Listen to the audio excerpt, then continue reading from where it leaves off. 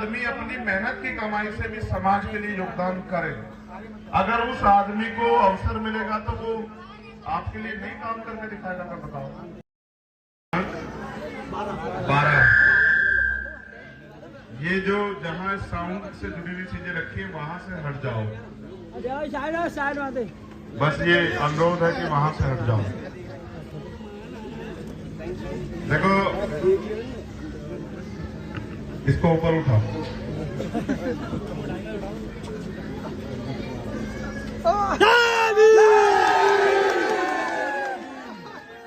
ये रंजीत है, आपका अपना बच्चा, आपका अपना बेटा, आपका अपना भाई।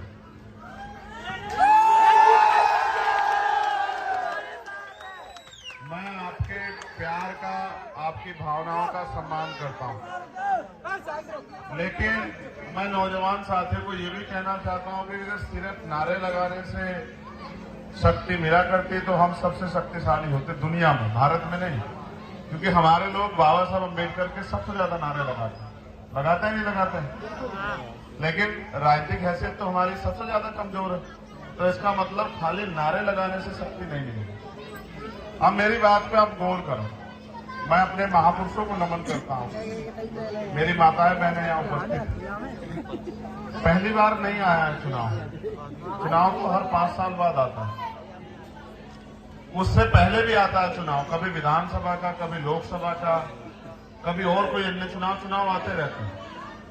लेकिन चुनाव इसलिए आते हैं कि जनता के हाथ में शक्ति आती है कि जनता तय करे कि वो अपने क्षेत्र का नुमाइंदा, नेता कैसा चाहती है। मैं जहां तक रंजीत को जानता हूं, भले ही ये गरीब का बेटा हो, लेकिन एक खासियत है इसकी कि ये अपने बच्चों की दूध का पैसा भी मोशन मूवमेंट में लगाता है। इतना बड़ा दिल नहीं होता सब लोगों के पास, अमीरों के पास तो वैसे नहीं होता है। इतनी बड़ी हिम्मत भी कोई गरीब ही जुटा सकता है कि वो अपने हिस्से का, अपने बच्चों के हिस्से का भी अपने महापुरुषों के नाम कर दे, क्योंकि वो अपने महापुरुषों के संघर्ष को समझता है। याद करो, ये आगरा की धरती है, मैं तो आपका खून हूं, मेरा आपसे राजनीतिक रिश्ता नहीं है। आपने, सच है, अभी तक आपने मुझे राजनीतिक ताकत नहीं दी है, अभी तक आपने दूसरे लोगों को दी। अच्छी बात है, देनी भी चाहिए, मगर ये बताओ, जैसे उनको ताकत दी है तो मेरा कसूर क्या है? मैं भी तो आपका एक खून हूं। जब आप दूसरों को ताकत दे सकते हो तो अपने खून को क्यों नहीं दे सकते हो? बताओ।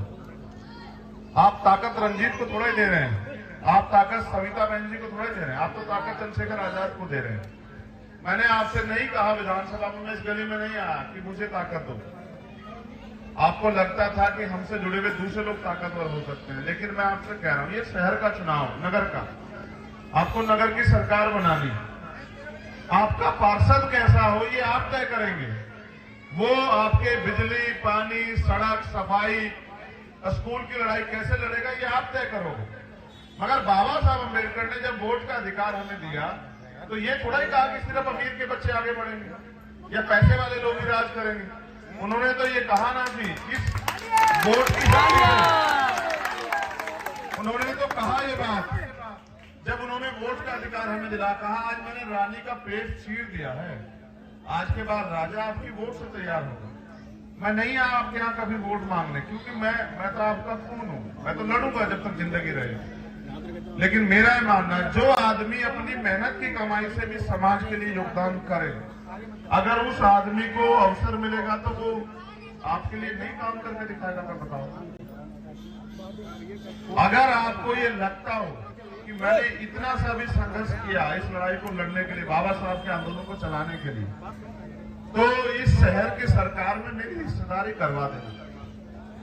अपने वार्ड से 4 तारीख को केतली का बटन दबा देना पार्षद पे।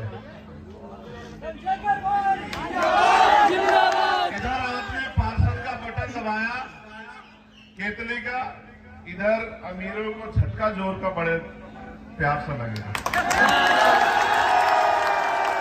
उनको लगता है कि गरीब कीड़े मकोड़े हैं और ये इनको रोजी रोटी सम्मान मिले ना मिले कोई फर्क नहीं पड़ता, मगर मेरा ऐसा मानना है कि बाबा साहब ने संविधान को लागू कराने के साथ ये सपना देखा था कि इस देश में व्यापक सामाजिक, आर्थिक, राजनीतिक गैर बराबरी खत्म हो जाएगी। आज तक भी नहीं खत्म हो पाई, इसलिए वो गैर बराबरी खत्म हो, उनका अधूरा सपना पूरा हो तो उनके बच्चों को कुछ ना कुछ कुर्बानी देनी पड़ेगी। तो मैं यहाँ बहन सविता सिंह जी के लिए और अपने छोटे भाई के लिए मैं आपसे मदद मांगने के लिए आया, गरीब के बेटे के लिए, कि उसकी मदद कराना। देखो मैं सब बताऊं, मैं तो सब में बैठता हूँ।